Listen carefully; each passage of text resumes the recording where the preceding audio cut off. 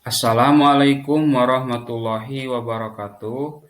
Perkenalkan, nama saya Heli Rahmayandi, mahasiswa PPG dalam Jabatan Pendidikan Agama Islam dan Budi Pekerti UIN Maulana Malik Ibrahim, Malang, tahun 2022. Di sini saya akan menjelaskan mengenai Quran Surat Al-Imran ayat 190 sampai dengan 191 mengenai menghidupkan nurani dengan berpikir kritis. Kompetensi inti: memahami, menerapkan, dan menganalisis pengetahuan faktual, konseptual, prosedural, dan metakognitif berdasarkan rasa ingin tahu tentang ilmu pengetahuan, teknologi, seni, budaya, dan humaniora dengan wawasan kemanusiaan, kebangsaan, kenegaraan, dan peradaban terkait penyebab, fenomena, dan kejadian, serta menerapkan pengetahuan prosedural pada bidang kajian yang spesifik sesuai dengan bakat dan minat untuk memecahkan masalah.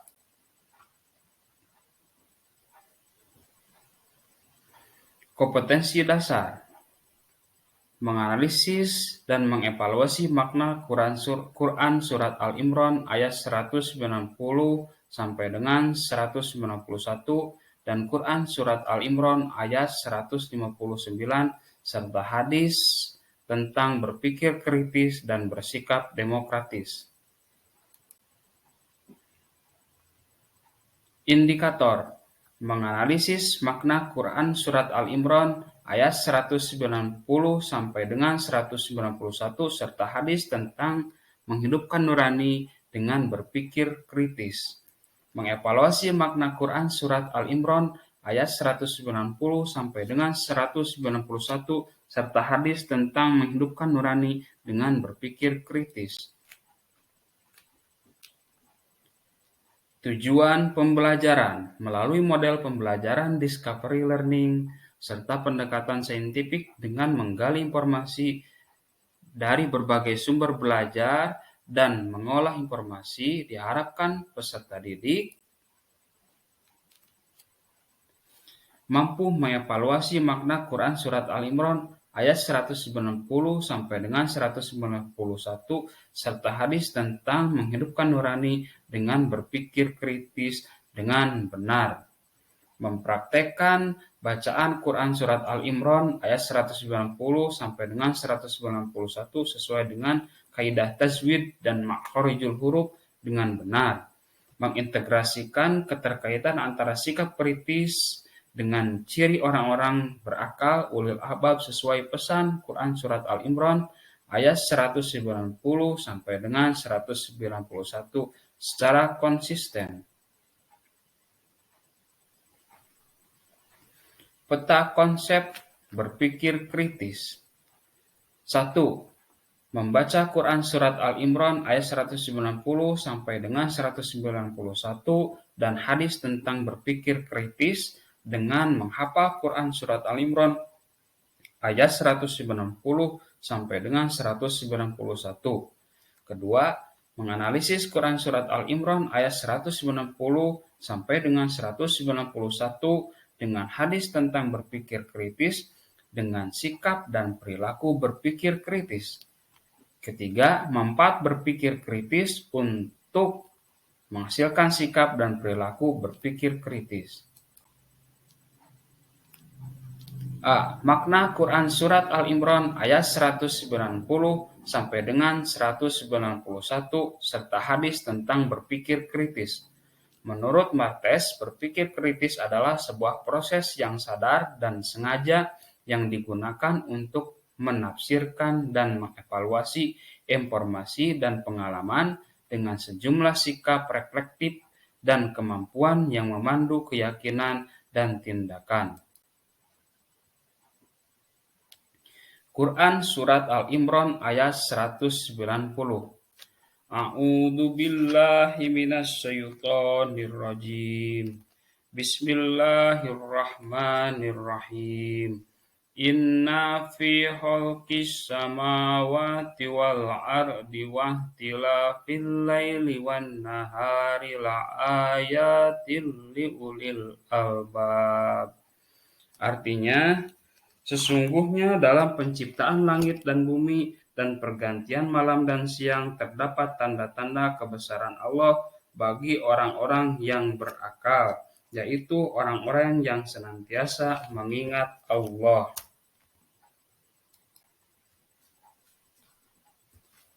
Alladzina yadhkurunallaha qiyaman wa qu'udan wa 'ala junubihim wa yatafakkaruna fi khalqis samawati wal ardh.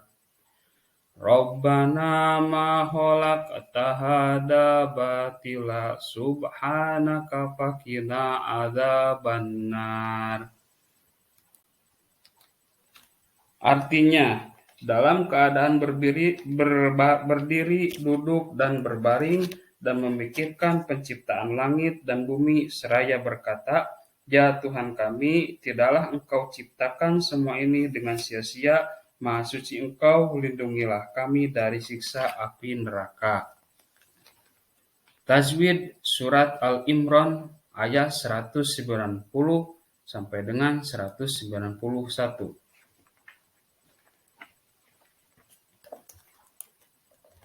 Khalqis samawati idgham samsiyah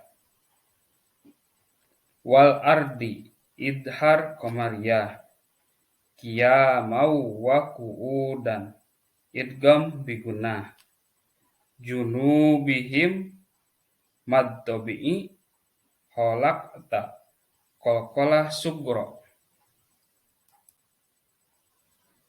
adzaban nar mad arid lisukun.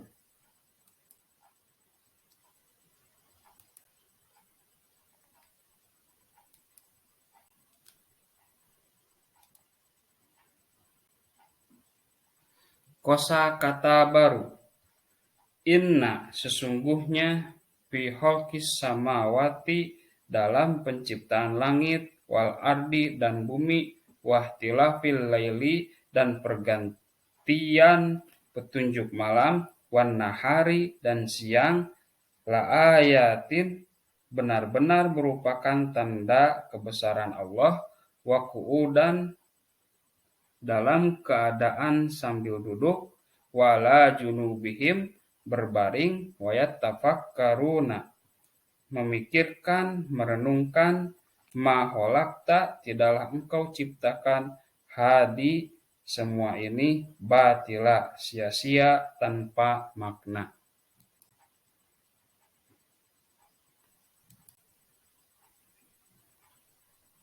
Tafsir penjelasan ayat. Banyak ayat yang menginspirasi dan memotivasi manusia untuk meneliti alam raya ini. Di antaranya adalah Quran Surat Al-A'raf ayat 54 yang menyebutkan bahwa penciptaan langit itu dalam 6 masa. Para ilmuwan yang terinspirasi untuk membuktikan dalam penelitian-penelitian mereka, salah satunya adalah Dr. Ahmad Marconi. Dalam bukunya, Bagaimana Alam Semesta Diciptakan, Pendekatan Al-Quran dan Sains Modern, tahun 2003, secara ringkas penjelasan 6 masa dari Dr. Marconi adalah sebagai berikut.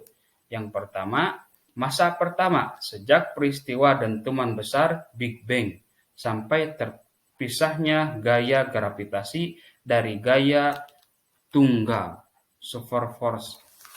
Yang kedua, masa terbentuknya inflasi jagat raya namun belum jelas bentuknya dan disebut sebagai cosmic shock.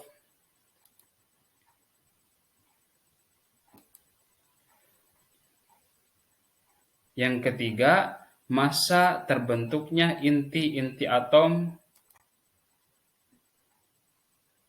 di jagat raya ini. Yang keempat, masa elektron-elektron mulai terbentuk. Yang kelima, terbentuknya atom-atom yang stabil memisahkan materi dan radiasi dan jagat raya terus mengembang. Yang keenam, masa jagat raya terus mengembang hingga terbentuknya planet-planet. Asbab nuzul.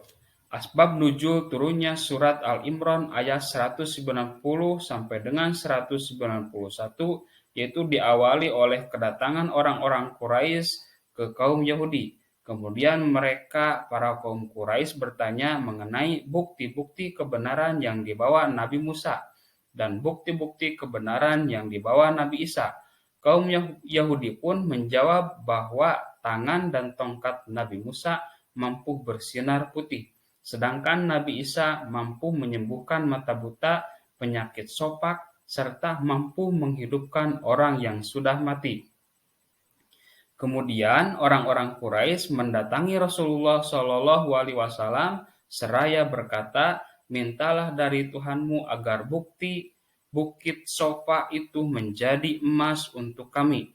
Lantas Rasulullah Shallallahu Alaihi Wasallam berdoa dan turunlah surat Ali Imran ayat 190 sampai 191. Mengajak mereka memikirkan langit dan bumi tentang kejadiannya. Hal-hal menakjubkan di dalamnya seperti bintang-bintang, bulan-bulan, dan matahari serta peredarannya, laut, gunung-gunung, pohon-pohon, buah-buahan, bintang-bintang, dan sebagainya. Keterkaitan antara berpikir kritis dengan ciri orang berakal, ulil albab sesuai pesan Quran surat Al-Imran ayat 190 sampai dengan 191. Mustaji mendefinisikan bahwa berpikir kritis adalah berpikir secara beralasan dan reflektif dengan menekankan pembuatan keputusan tentang apa yang harus dipercayai atau dilakukan. Orang yang dipandang cerdas oleh Nabi adalah orang yang pikirannya jauh ke masa depan. Di akhirat, maksudnya, jika kita sudah mengetahui bahwa kebaikan dan keburukan akan menentukan nasib kita di akhirat, maka dalam setiap perbuatan kita harus ada pertimbangan akal sehat. Sabda Rasulullah Shallallahu Alaihi Wasallam an Abi Ya'la Shaddad ibni Aus radhiyallahu anhu anin Nabi Shallallahu Alaihi Wasallam al-kayisu man dana nafsahu wa amila lima ba'dal mauti wal ajiju man atba'al nafsahu hawaha wa tamanna Allah rawahu Tirmidzi. Dari Abu Ya'la yaitu Shaddad ibnu Aus radhiyallahu an dari Nabi Shallallahu Alaihi Wasallam, beliau bersabda, orang yang cerdas ialah orang yang mampu mengintrospeksi dirinya dan suka beramal untuk kehidupannya setelah mati. Sedangkan orang yang lemah ialah orang yang selalu mengikuti hawa nafsunya dan berharap kepada Allah dengan harapan kosong. Hadis riwayat Tirmidzi dan beliau berkata hadis hasan. Hadis kedua, wa an Abi Hurairah radhiyallahu anhu anna Rasulullah qala badiru bil a'mali sab'an hal tadiruna illa faqra munsian au gina mutgian au marodo mufsidan au harama mutafannadan au mautan mujhijan awid dajala fasarru ghonibi yuntadorru awis sa'ata wasa'atu adha wa amaru rawahu Tirmidzi wa qala hadisu hasan. Dari Abu Hurairah radhiyallahu an yang berkata bahwa Rasulullah Shallallahu Alaihi Wasallam bersabda, bersegeralah kalian beramal sebelum datangnya 7 perkara, yaitu apa yang kalian tunggu selain kemiskinan yang melelaikan, atau kekayaan yang menyombongkan, atau sakit yang merusak tubuh, atau tua yang melemahkan, atau kematian yang cepat, atau dajjal, maka ia adalah seburuk-buruknya makhluk yang dinantikan. Ataukah kiamat, padahal hari kiamat itu adalah saat yang terbesar bencananya serta yang terpahit dideritanya. Hadis riwayat Tirmidzi dan beliau berkata hadis hasan.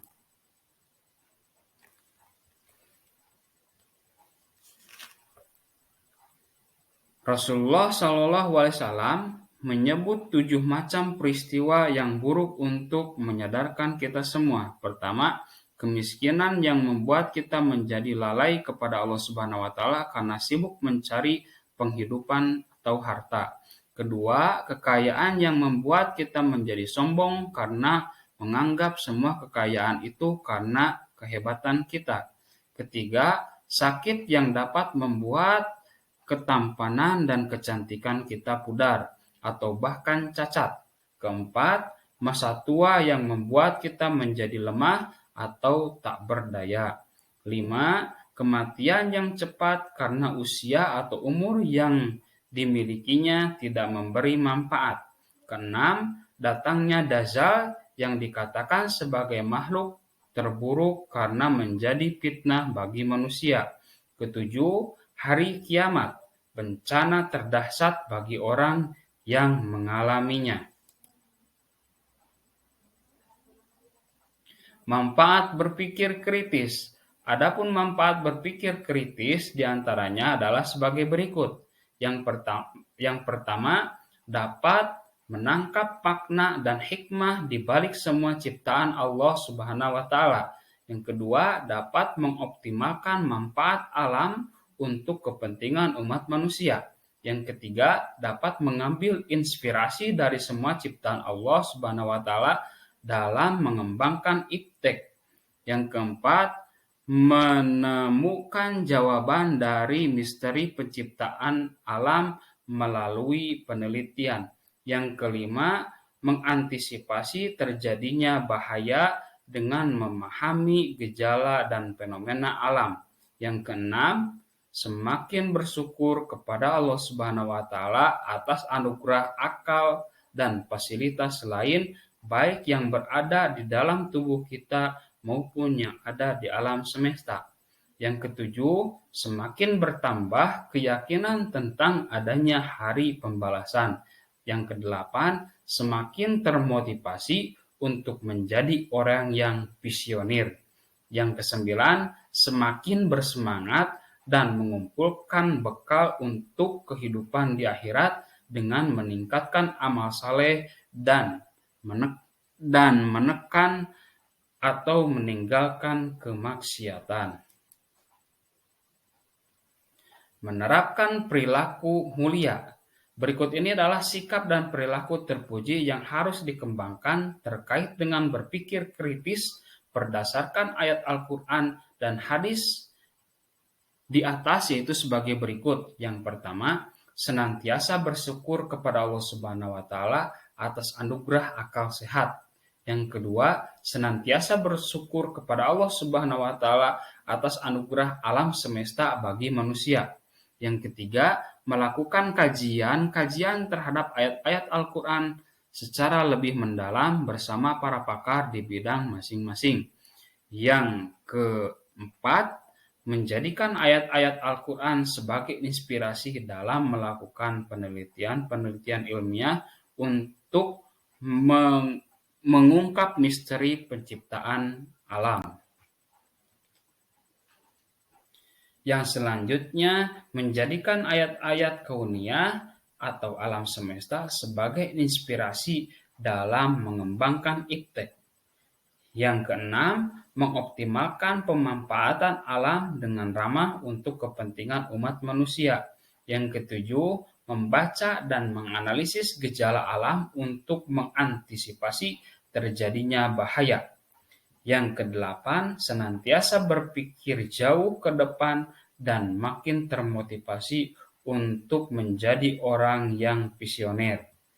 Yang terakhir, senantiasa berupa meningkatkan amal saleh dan menjauhi kemaksiatan sebagai tindak lanjut dari keyakinannya tentang adanya kehidupan kedua di akhirat dan sebagai perwujudan dari rasa syukur kepada Allah Subhanahu wa taala atas semua anugerah. Terima kasih. Wassalamualaikum warahmatullahi wabarakatuh.